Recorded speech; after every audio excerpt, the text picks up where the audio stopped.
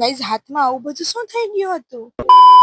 જય માતાજી મહાદેવ મિત્રો, welcome back to mister and misses Wala mini vlog. આપણે નાઈ લીધું હતું અને નીચે જઈને બધું કામ પણ કરી નાખ્યું હતું. આજે આપણી ટાંકી ખાલી થઈ ગઈ હતી એટલે આપણે સામેવાળાનું પણ પાણી લઈ લીધું હતું. આપણે નીકળી ગયા હતા મંદિર જવા માટે, કારણ કે મહાદેવને મળવા તો જવું પડે ને. રિટર્નમાં આપણે પહોંચી ગયા હતા દુકાને, કારણ કે આપણે દૂધ લેવાનું હતું. પછી દૂધ લઈને આપણે તો ઘર બાજુ નીકળી ગયા હતા. એટલી વારમાં તો ઘડિયાળ મારા ભાઈ આવ્યા હતા. મારા ભાઈ ઘડિયાળ લેતો હતો તો એ કન્ફ્યુઝ હતો. એમને મારા હસબન્ડ ને બોલાવી તો એ બે છે ને પછી ઘડિયાળ લઈ લીધી. પછી ભગવાનને વાઈટું પલાળવાનું, પછી આપણે વાઈટું પલાળી નાખી. રસોઈનો ટાઈમ થઈ ગયો એટલે આપણે તો રસોઈ કરવા બેસી ગયા હતા. એટલી વારમાં તમારા માસીના છોકરાનો ફોન આવી ગયો હતો ને એ ગેસ જોઈને વાડે ઝટકા કરે અને એમ કે હું તો હીરો લાગુ. ગાઈઝ મારો તો આખો રૂમ ગંધારો પડે તો મને તો ભૂખ લાગી એટલે હું તો અટાડી જમવા બેસી ગઈ. અમારું તો ફિલ્ટર બગડી ગયો હતો. એટલી વારમાં તો ફિલ્ટર હમું કરવાવાળા ભાઈ આવી ગયા અને બધાય ધોકા બદલાવી નાખ્યા. પછી તો ગાઈઝ મેં હટાહટી આખો રૂમ સાફ કરીને વારીનો પોતા પણ કરી નાખ્યા. આપણે તો માઇક લઈને વિડીયો એડિટ કરવા બેસી ગયા હતા. વિડીયો એડિટ થયા પછી આપણો વોઇસ ઓવર દેવાનો, પછી આપણો વોઇસ ઓવર આપવાનું પણ ચાલુ કરી દીધું હતું. હું ટેસ્ટ કરતી હતી કે હાલે તો એને હેલો હેલો. પછી મારા સાસુમાને હિસાબ કરવાનો હતો, પછી મેં એમને બધા હિસાબ કરી દીધો હતો. ગાઈઝ એટલી બધી ચોકલેટ મારા હસબન્ડ મારા માટે લાવ્યા હતા. કંઈક કંઈક અને મારી પાસે પ્રેમ આવી જાય તો લેતા આવે. હું ને નીરજભાઈ જતા હતા પાણીપુરી લેવા માટે.